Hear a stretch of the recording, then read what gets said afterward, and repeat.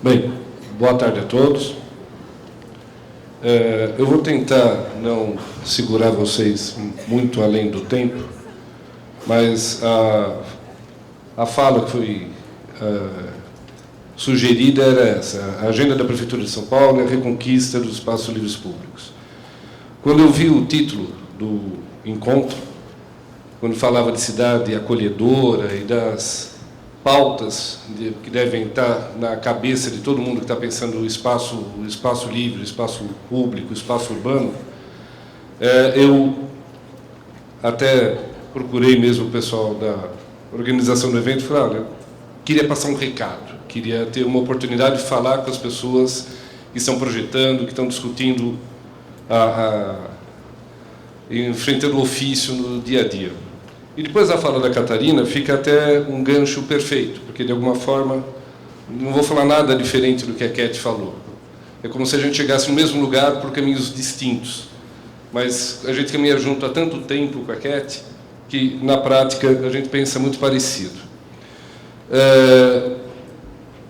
Eu só vou chamar a atenção para um autor que tem me comovido bastante, que é um antropólogo espanhol, Manuel Delgado, e ele escreve no livro dele, O Animal Público, né, que a cidade é fundamentalmente um espaço de convívio de pessoas estranhas entre si.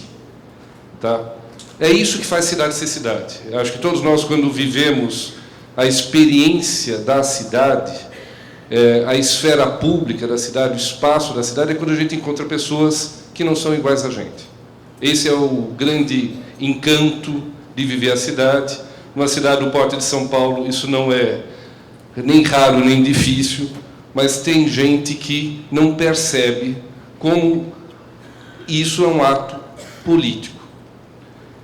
Quando olhamos tudo que nos cerca, todos os espaços que nos cercam, a gente tem que observar que ele é tão melhor, tão mais interessante, quanto mais diversa for a apropriação e o uso dele. Se vocês olharem o que tem surgido como oportunidade de trabalho para os paisagistas brasileiros, vocês vão perceber que a nossa sociedade faz um esforço tremendo para negar a diversidade. Tá? Todos os grandes projetos que chegam nos escritórios, grande parte, não vou dizer todos, a gente sabe que não são todos, ainda bem, a gente tem brechas, né? Mas o grosso do trabalho do arquiteto paisagista brasileiro é fazer clube, é fazer condomínio e é fazer espaços para iguais. É como se não pudéssemos projetar espaços para os diferentes. Isso é muito triste. É como se a gente tivesse que dar boas respostas para perguntas ruins, bons projetos para espaços que no enunciado já estão condenados. Mesmo quando a gente faz um espaço público, há um exercício de pensá-lo por os iguais. O Parque do Povo é um dos parques, não sei se está no roteiro dos passeios que vão ser feitos, ele só surgiu como parque quando conseguiram eliminar a última favela, o último foco de diversidade que pudesse ter nas imediações, e restringir de todas as formas que o uso daquele espaço fosse feito por pessoas diferentes daquelas que pagam caro pelo privilégio de morar numa cidade, ou num trecho da cidade que tem infraestrutura. Então, é como mesmo o espaço público, muitas vezes, fosse tão privado e condominial quanto um condomínio fechado. Então, eu fui à prefeitura, eu não sou prefeitura, eu sou FAO. Tá? Eu estou aqui há 25 anos, estou puxando uma pena pesada, gosto muito daqui, já me sinto da casa, sejam bem-vindos à minha casa, né? A gente se sente aqui tão feliz de ver a FAO cheia, mas justamente a gente se sente muito em casa aqui. Na prefeitura, agora eu já me sinto um pouco mais à vontade, porque estou com uma equipe muito bacana, trabalhando junto já faz 2 anos e pouco agora. Mas eu não sou prefeitura. O secretário municipal de desenvolvimento urbano, Fernando Melo Franco, me convidou com um objetivo muito claro: você vai participar da revisão dos planos regionais. É isso que você tem que fazer. Nós já fizemos o plano diretor, vamos fazer o zoneamento, mas não é sua atribuição, e se vai discutir os planos de cada uma das 32 subprefeituras. Era com esse desafio que eu assumi. E se a gente olhar São Paulo talvez seja não só a maior cidade brasileira, isso é óbvio, mas uma das mais segregadas. Quando se percorre as cidades brasileiras, elas são muito misturadas. Há uma dificuldade enorme de estabelecer a segregação. Ela se faz no varejo, ela se faz na guarita, ela se faz no muro, ela se faz na trincheira, num córrego. São Paulo não. São Paulo, como tem tido sucessivos governos bastante alinhados com esse projeto, foi eliminando quase todas as pequenas favelas, todos os focos de resistência e conseguindo trechos vastos do território muito homogêneos. Então, hoje, quando você pensa em tipos socioambientais, tem uma parte aqui no centro de São Paulo, no Vale do Rio Pinheiros, que é muito homogênea, que dá uma ilusão de uma sociedade muito mais equilibrada do que, de fato, ela é. E, se você viver dentro dessa bolha, você pode passar a vida inteira sem ter contato com a diversidade e a pluralidade e as contradições da sociedade paulistana, né? Então, quando a gente fala em mobilidade, a gente tem que enxergar que mobilidade é dar direito a cada um que está na cidade usar essa cidade inteira. Isso é um desafio. Quem estuda esse assunto sabe que não é um assunto recente. Contam os livros que, quando inauguraram o Parque do Trianon na Paulista, queriam proibir que o bonde passasse, porque justamente tinham medo que fosse usar o Parque Trianon pessoas que não moravam na Paulista. Imagina que absurdo, né? Só porque o parque é público, ter gente que não mora na Avenida Paulista usando o parque. Então, essa ideia de espaço público, infraestrutura e mobilidade está na história da cidade. Esse mapa mostra o que está em vermelho, onde tem crianças.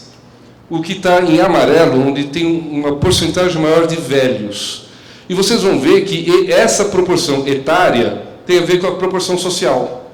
No caso de São Paulo, nós temos uma parte da sociedade já tão avançada socialmente que as famílias são muito menores, tem muito menos filhos, vive-se muito mais, a projeção de vida é muito maior, não se morre a bala, tem plano de saúde, está cuidado. Então, o Vale do Rio Pinheiros é um vale de velhos hoje.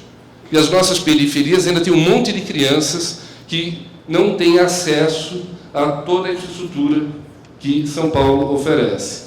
Repara como esse mapa de densidade e vulnerabilidade social está muito parecido com o anterior. Nesse aqui está mapeado em vermelho, quanto mais vulnerável socialmente é a população. Então, novamente, nós vamos para umas periferias extremamente densas. Densidade hoje em São Paulo não é o centro, Higienópolis não é denso, os Jardins não é denso, nenhum dos bairros que já foram, né, quando você tinha os apartamentos de Higienópolis com famílias de 6, 7 pessoas, Higienópolis já foi um bairro denso. Hoje não. Hoje é um bairro de apartamentos grandes, com poucos moradores. Se você contar os cuidadores, talvez ainda tenha um pouco mais, né? Mas residente lá mesmo, é um bairro muito pouco denso e muito infraestruturado. E as densidades seguem sem infraestrutura proporcional. Emprego é o contrário. Emprego está nessa região do centro de São Paulo, Lapa, Pinheiros, até no máximo ali a região da Berrini, indo para a Capela do Socorro. Tempo de deslocamento é óbvio. Eu fiz reunião em todas as 32 subprefeituras e é dramática a situação. Você pega uma parte da população, como a Catarina falou que tempo é fundamental, tem gente que acha que eles têm dias de 24 horas. O dia de que mora na cidade de Tiradentes perde pelo menos de 3 a 4 horas por dia em deslocamento. No mínimo 1h30 ou quase 2 para ir e o mesmo tempo para voltar em condições bastante complicadas, né? Temos questões ambientais complicadas. Então, a prefeitura, frente a esse cenário, até porque também era obrigada por lei, fazia parte do plano de metas da gestão, botou os 3 marcos regulatórios em discussão: o plano diretor, o zoneamento e os planos regionais das subprefeituras. O plano diretor define uma ideia de cidade, um desenho para a cidade, o zoneamento detalha isso, e os planos regionais, eu vou explicar com um pouco mais de cuidado. Então, o plano diretor está disponível, acho que uma parte de vocês já conhece, define áreas de preservação, de qualificação, também ainda de qualificação, mas numa área já consolidada, e sinaliza que toda essa área vermelha, que é uma área em grande transformação, eram os vales dos rios, dos principais rios paulistanos, estamos falando aí do Vale do Tamanduateí, do Pinheiros, do Tietê, e de outros rios, que, por uma série de razões históricas, tiveram usos que agora está perdendo.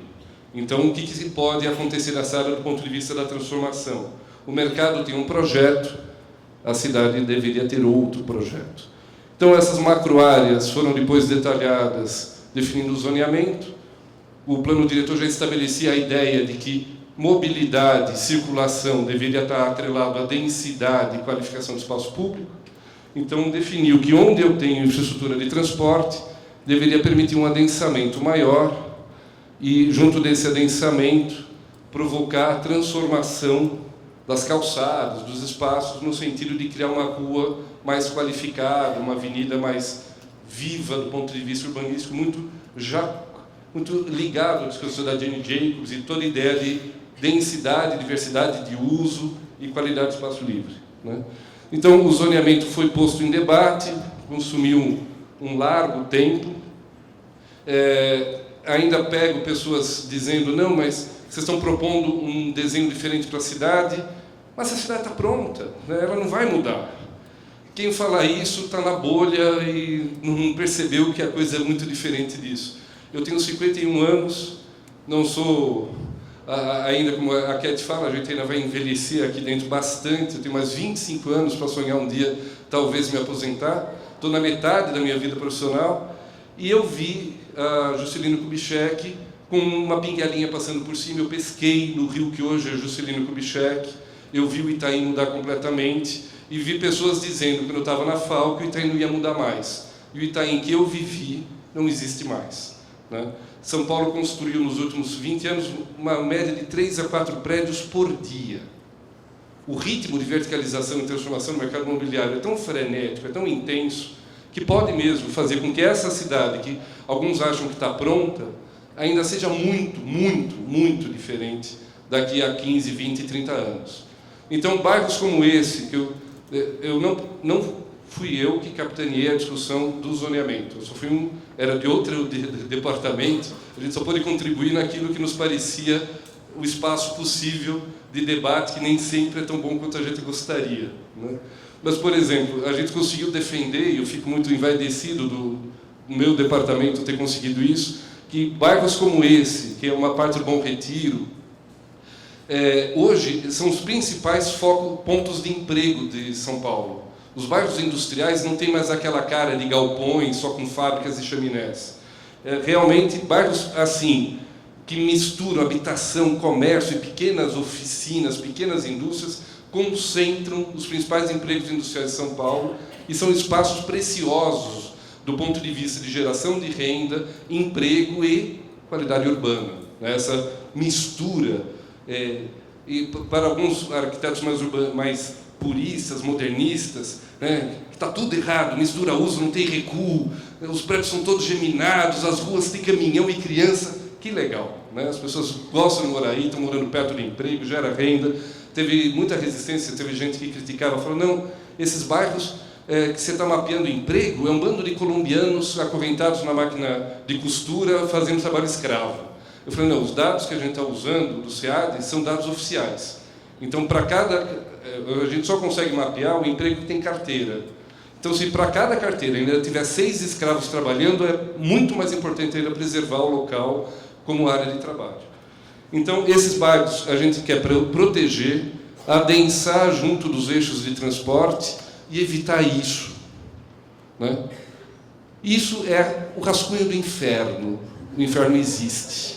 O inferno é você morar num condomínio, no nada, na não-cidade.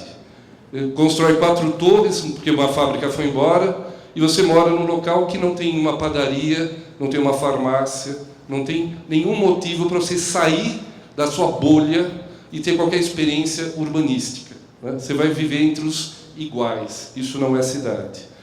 E é isso que o mercado estava fazendo. Então, eu falo, olha, áreas industriais não pode ter habitação, fazer movimentos e criar leis aceitando que, primeiro, me custa dizer isso, como paulistano, eu sei que magoa, a gente fica chateado, mas Curitiba tinha razão. Tá? Então, quando lá atrás falaram, vamos adensar junto do transporte, vamos verticalizar, botar comércio no térreo, onde tem infraestrutura tem que ter mais gente morando, Curitiba fez isso há décadas atrás e resultou numa cidade com desenho legível e coerente com esse discurso.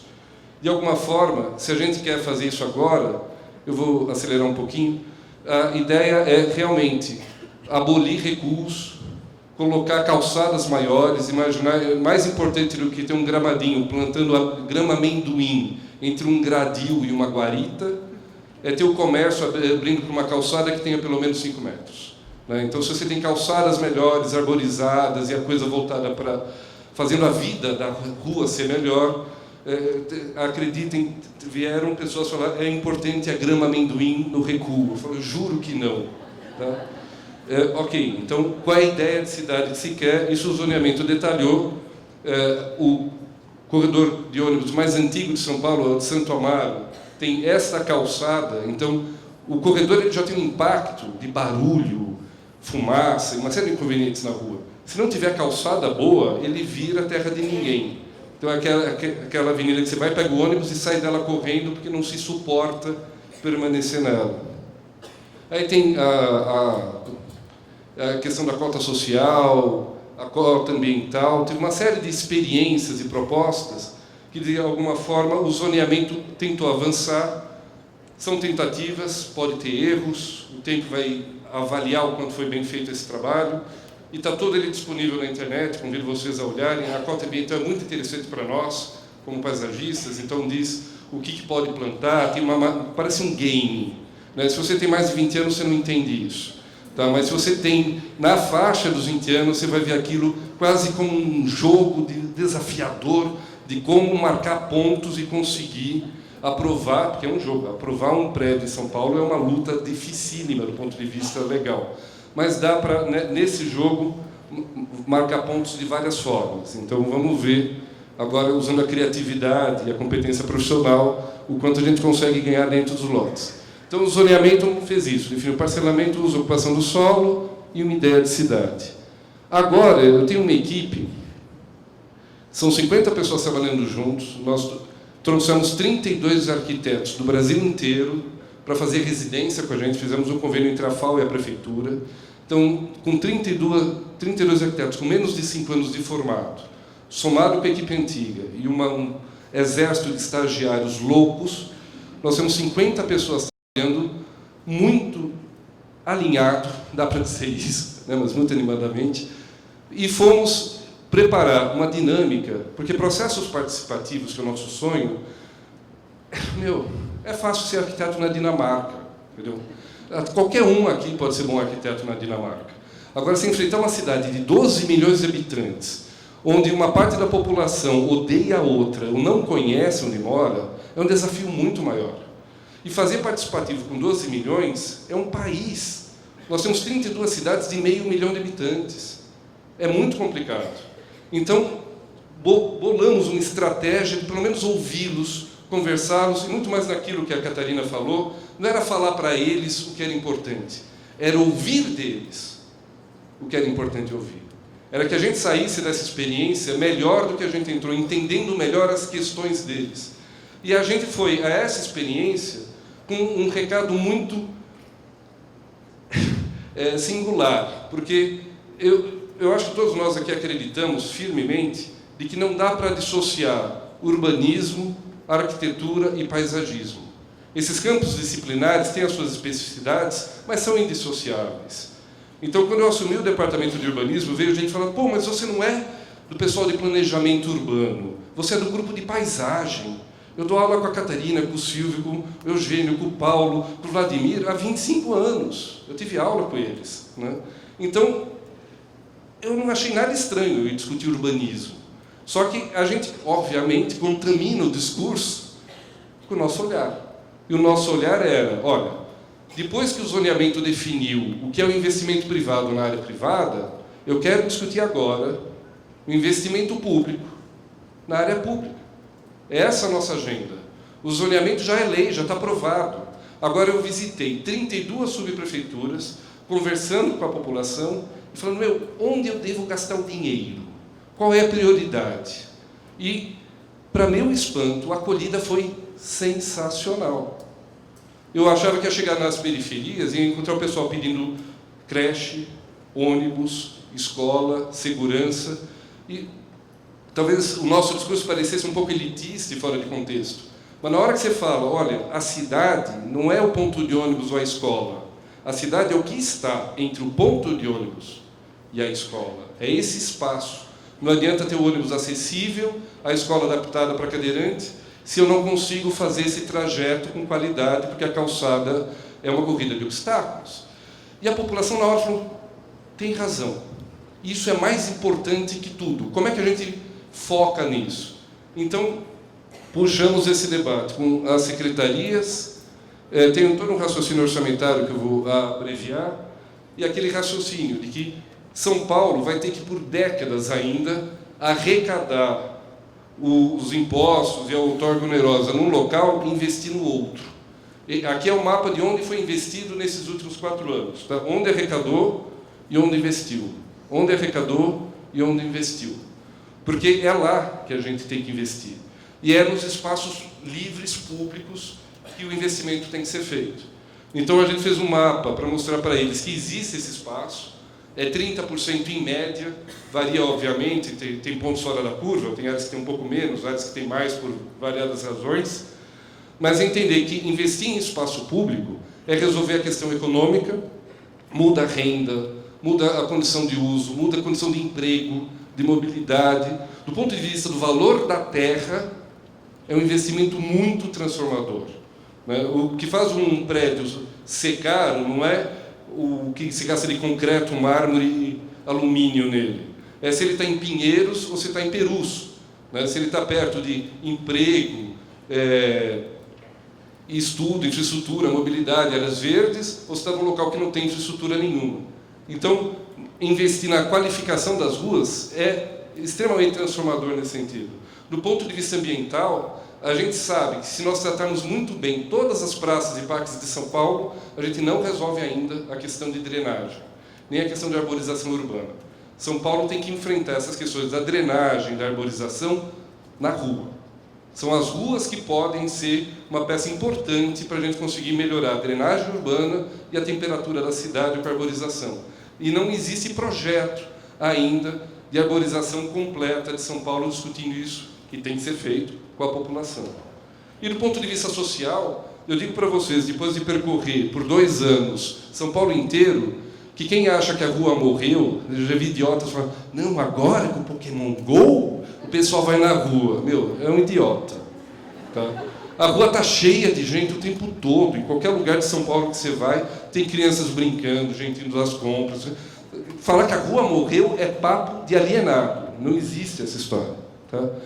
Então, aí, essa apresentação foi como eu fiz para a população. Eu fui em todos os conselhos participativos, e essas imagens, como o Silvio diz, pode ser qualquer trecho de São Paulo. Esse avô não quer se livrar do neto. Tá? É que ele acha que ele não vai sobreviver na calçada. A calçada tem mais risco do que o leito carroçável. O pedestre sempre foi tratado com descaso, com desatenção, com desrespeito. O convívio de automóveis e pedestres, de todas as faixas etárias, se dá em todas as ruas, no centro, no meio ou na periferia. Todas essas fotos são minhas, dessas idas a campo que você vê que precisa melhorar a questão da calçada, porque o pessoal ainda está lá, está brincando. Isso não é filme de ficção, não é foto de banco de imagem. Tá? Então, se a gente vai discutir como é que é a rua, isso tem que ser discutido com a população. Porque você não vai conseguir plantar uma árvore, botar um banco, ou alargar a calçada, sem discutir com eles. E esse mapa foi o mapa que mais me chocou. Eu conheci ele só no início desse ano. Em São Paulo, cada acidente de trânsito, com qualquer tipo de vítima, não precisa ser fatal, machucou, ele é feito um BO e ele é georreferenciado. Então, esse mapa é desenhado com pontinhos brancos. Não tem uma linha desenhada aqui. É um ponto branco para cada acidente que teve em São Paulo. No período de 5 anos. Tá? 2010, 11, 12, 13, 14. Só que como nós temos em média, né, são 29.700 acidentes por ano, com mais de 1.000 mortos por ano. É um massacre. Eu lembro de ter professores na FAO que diziam para mim que a escola não precisava ser acessível, ter rampa, porque o Brasil não teve guerra. Né? Não é que nem a Inglaterra, os Estados Unidos têm heróis de guerra, então tem que pensar em acessibilidade universal. Não tem fala mais cretina e alienada do que dizer que não estamos em guerra. A gente está matando 1.000 pessoas por ano só nas ruas, em acidentes, naquele conflito clássico. Carro contra pedestre, carro contra bicicleta, caminhão contra carro, contra pedestre, contra bicicleta. A gente está em uma geração de amputados, aleijados, estrupiados, nessa bárbara violência da nossa rua. E a população ouvia isso e falava, não, porque nós levamos o mapa de cada sub para eles enxergarem aonde, naquela sub, teve as mortes daquele trecho. Para eles falarem, essa é a avenida que é o problema. É essa travessia que ninguém consegue. É aqui que a gente tem que melhorar. E aí fizemos oficinas com eles, discutindo primeiro com os técnicos de todas as 27 secretarias municipais. Depois, a gente levou essa discussão que foi feita com as secretarias nos conselhos participativos. E a ideia foi levar áreas de projeto. E aí eu estou reafirmando a nossa importância, aquilo que a Catarina falou, inspirado na Jane Jacobs, de que é um desafio. A gente tem que assumir a nossa responsabilidade. Então, a gente perguntava para a população onde precisava fazer um projeto de qualificação. Qual é o trecho? Então, esses perímetros que foram desenhados era mais de um reconhecimento de qual era a parte do território que precisava ter o projeto primeiro, ter o projeto mais importante. Então, levamos fichas para discutir com eles preenchiam as fichas, escreviam, eles tinham que assinar, dizer quem que fez, quem que escreveu. E, com isso, nós fizemos oficina em todas as subprefeituras, com os conselhos participativos, abertos a quem da população fosse. Deu quase meio a meio. Tá? Foram cerca de 1.000 pessoas. Eu brincava que eram as pessoas mais pentelhas do pedaço. O conselho participativo é um grupo de pessoas chatas, por obrigação. Quem se dispõe a sair todas as noites sem ganhar nada para ir lá discutir pelo coletivo é um chato e é um herói. Então, eu até brigava no sentido de nunca falar mal de nenhum conselheiro, não desqualificar o conselho briga muito. E eu via, nesse momento que a gente está tão triste com as nossas representações, um povo absolutamente que me representa. Você tinha todas as cores, um equilíbrio de gênero imenso, você tinha, em todas as áreas, gente extremamente qualificada para a discussão, cadeirante, viado, gay, puta, velho, tudo misturado de todos os tipos, colocando e às vezes surpreendendo pela qualidade do debate. Aí você percebe que você ainda está contaminado com alguns preconceitos da pessoa falando, não, mas isso não é o melhor para todos, isso aqui não está funcionando. E as pessoas se colocavam com muita propriedade, porque conhecem o território. Você está levando uma agenda que para eles tem a ver com o dia a dia, tem a ver com a cidade que eles conhecem. Funciona muito bem.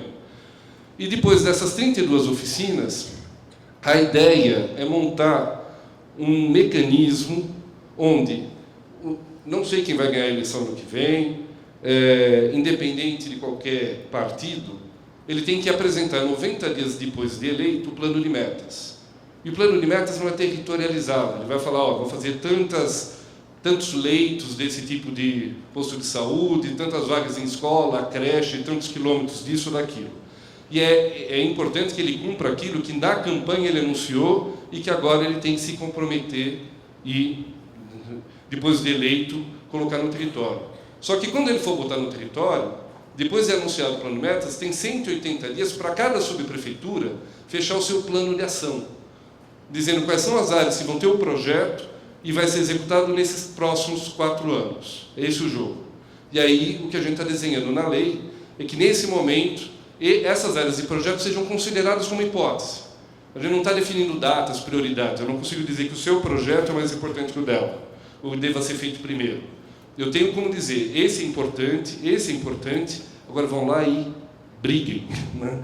Vai lá com quem está se sentindo representado por esse projeto, quem quer batalhar por ele, e discuta daquela área, pegando até por causa do pinguinho d'água, a área aqui de projeto, das manchas que foram desenhadas, eles podem escolher, olha, vamos escolher essas 3 para a próxima gestão, e aqui, nessa área, a gente já tem mapeado quais são os equipamentos, o que tem de transporte, o que tem de área verde, o que cada secretaria propôs, e quais são os percursos fundamentais que deveriam ser qualificados. Aí você faz, aí sim é um projeto complicadíssimo de fazer, porque tem que ser participativo, tem que conversar com a população. Se você plantar uma árvore que a pessoa não quer, ou fizer o banco onde não está pactuado com a comunidade, ele não dura mais do que uma propaganda. Tá? Então, essa experiência, que a gente está reforçando a importância do projeto, já tem alguns testes que essa gestão fez. As áreas 40 estão em implantação. O que é a área 40? É a área que o carro não pode passar de 40 km. E não é à toa, porque eu acho fantástico quando o pessoal fala que a atual gestão não está fazendo nada. Que bom, que bom. Que quem está falando isso não mora em São Miguel. O pessoal de São Miguel está vendo o que a gente está fazendo lá. Então, no centro de São Miguel, foi escolhida uma área, uma equipe que fez o projeto, mapeou todas as calçadas, os riscos dos cruzamentos, para que, em vez dele ser um espaço agressivo, para expulsar pedestre, o pedestre possa ficar. Você criar, em vez de ruas que priorizam o automóvel, priorize o pedestre e o transporte público. Né? O território CEL, se vocês, alguns aqui já devem estar acompanhando essa discussão, é uma nova geração de uma outra forma de pensar a escola. Os CEL são aqueles equipamentos sensacionais que já entraram no universo, no repertório independente de partido da cidade de São Paulo, e a rede escolar é a maior rede que a gente tem. Depois vem a de saúde, mas a escolar é o que cobre a cidade inteira. A ideia era reconhecer partes e grupos de escolas, e você, ao colocar um equipamento como uma escola, entender que a escola tem que levar espaço público e tem que ter acesso. Então, essa escola, que é um dos territórios que está em implantação, fica ali na Vila Maria, a ideia é redesenhar todas as calçadas que conectam essa escola com transporte, com os equipamentos de saúde, cultura e as demais escolas. Qual é o tipo de arborização, qual é o tipo de percurso de ciclovia, como vai ser iluminado à noite. Agora tem ônibus à noite, então, porque a ideia é que a escola também funcione à noite, você tem universidade livre, você tem cinema, você tem outras atividades. Então, onde que você tem que melhorar a iluminação e como é que você faz com que a rua que nós temos comece a ser pensada priorizando o pedestre. Ou mesmo o centro aberto. Essa experiência, vocês, talvez alguns que vieram a São Paulo um tempo atrás conheçam, esse é o Largo São Francisco, um dos lagos históricos de São Paulo, e era chocante, há 4 anos atrás, quem passasse por lá via essas grades. O pessoal da Dinamarca que veio acompanhar o workshop, o trabalho aqui, alguns viram essas grades e perguntaram, mas que tipo de bicho tinha aqui? Né? Porque realmente é um zoológico, é uma coisa assim bestial, de uma truculência absurda. E era toda uma arquitetura, como eu falo daquela, não existe uma boa resposta para uma má pergunta. A pergunta era como não deixar mendigo aqui? Com essa pergunta você não tem como fazer um bom projeto, você faz grade. Então a experiência foi tirar a grade e botar um deck, até quebrar um paradigma. Várias pessoas chegaram para mim e falaram, a prefeitura não fez nada lá, botou umas coisas de madeirinha provisória. Essa ideia de que porque a madeira é provisório, não é sério, não vai ficar, e a gente sabe que nem a pedra, nem a madeira fica se não tiver gestão. Né? Sem gestão nada funciona. E o que foi fantástico, essa é a única foto que não é minha, essas outras são. Eu frequentei bastante o espaço, e posso dizer para vocês que os mendigos continuam lá, o pessoal mais simples continua usando o local, só que agora eles têm companhia e coisa mais legal para ver. Tá funcionando. Agora, alguns deles estão em reforma, a gestão precisa de vez em quando fechar e reformar, eles vão ser reabertos logo mais para uma segunda geração. Os parklets estão, obviamente, São Paulo hoje tem, acho que se não me engano, são 70 parklets, são investimentos privados em área pública, criando um local de permanência, mas na ideia de ter o uso do espaço público animado. Nos bairros onde ninguém na iniciativa privada quis fazer um parklet, a prefeitura agora está fazendo um parklet público para ter quase um exemplo pedagógico, o pessoal vê que é possível e que isso pode funcionar. Tá? Os corredores de ônibus, as faixas de ciclovia, e eu fico bravo quando vejo o pessoal falando, mas não vejo bicicleta. Meu, e cadeirante, e carrinho de bebê, e velho. A ciclovia é uma forma de ganhar calçada, é um espaço que acolhe o pedestre também. Não me incomoda nada ver a ciclovia usada por cadeirante, por criança, por pedestre, na hora que a calçada está tão movimentada que não comporta mais. É ganhar espaço para outra velocidade, para outra forma de ficar na cidade. A redução da velocidade, a Paulista aberta, agora tem ruas abertas e artistas de rua de outro patamar. Antes, o artista de rua tinha que se apresentar, chegava a polícia, tinha que sair correndo como se fosse um criminoso. Agora ele tem autorização para permanecer. E o carnaval de rua, a meta, pelo menos nesse último ano, foi um sucesso tão absurdo o carnaval que eles têm medo que ano que vem, Ivete Sangalo, o pessoal venha tudo para cá. Né? Porque está muito animado. O carnaval de São Paulo foi um sucesso muito grande. E organizado de forma muito espontânea. Grupos se organizavam e resolviam fazer um bloco no bairro tal, e deu problema, teve gente reclamando, sujeira, manutenção de infraestrutura, gestão, todos os problemas. Ou seja, isso é carnaval. E faz parte de um processo de aprendizado de como a coisa possa funcionar. Mas funcionou bem. As comidas de rua, os jardins e as praças de Wi-Fi. Eu estou listando todas essas ações porque eu vejo um alinhamento nessas ações. Tudo isso tem a ver com a ideia de que eu, criando esse conjunto de ações no território, eu estou estimulando o uso da rua. É essa a discussão. É a gente fazendo a pessoa ter acesso à cidade, ter condição de percorrer e permanecer nessas ruas para ter a vida urbana que a gente gostaria que tivesse. É essa a ideia que a gente está defendendo. E quando a gente defende que a vida urbana é o encontro dos estranhos, é aceitar que eu posso ter protestos, que está na história. Todos os grandes protestos da história se deram na rua. Desde Paris, em 68, com uma tentativa de resistência ao golpe anterior, em 64. O que os estudantes fizeram quando ocuparam as escolas, que foi maravilhoso, o movimento dos estudantes para defender as suas escolas, mas além de ocupar as escolas, eles tiveram que sair e ocupar as ruas. E aí o governo tentou explicar que eles não podiam ficar lá, retirando de forma fofa e cordial, como a nossa polícia costuma agir, né, numa truculência vexatória. Ou entender que eu posso e devo mesmo ter a rua aberta para quem é contra ou a favor do governo, para quem faz a parada gay ou faz a marcha para Jesus. Isso é uma sociedade democrática. Você tem que ter espaço para ter todos esses usos. E isso é rua, isso é uma sociedade diversa, desigual, injusta, que está tentando viver numa democracia urbana que depende fundamentalmente de ter na rua o espaço de mediação dos seus conflitos. Então, os conflitos têm que aparecer, têm que acontecer no dia a dia das pessoas para a gente aprender a conviver enquanto sociedade. Então, eu vou só, para encerrar, a frase do Manuel Delgado, que ele fala de que a nossa sociedade constrói estruturas. Né? É uma construção social, você falar de Estado, igreja, família, tudo isso é uma construção social. E essas construções sociais, a gente molda e elas nos moldam. Né? Tudo que a gente constrói, ao mesmo tempo, é nossa obra e é nossa forma. Né? Isso nos transforma. E o espaço urbano não é diferente. A rua, há muito tempo, estava sendo tratada como um espaço para não ter gente. Então, aqui não pode ser largo, porque senão vai ter mendigo. Aqui não pode fazer isso, senão vai ter gente estranha. Pô, é isso que a gente quer. A gente quer gente estranha. A gente quer gente esquisita.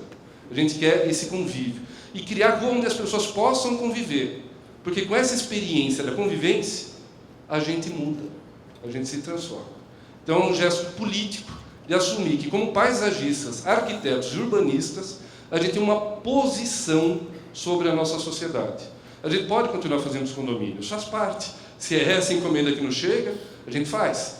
Mas a gente tem que entender que está na hora da gente ter demandas melhores. A gente ser contratado para projetar calçada, eu quero ser contratado para projetar praça pública, eu quero fazer ponto de ônibus, eu quero fazer mobiliário, eu quero pensar em iluminação pública, eu quero fazer parque público. E é um gesto nosso e tentar batalhar por perguntas melhores para podermos dar finalmente a contribuição para a sociedade que a gente quer. É isso.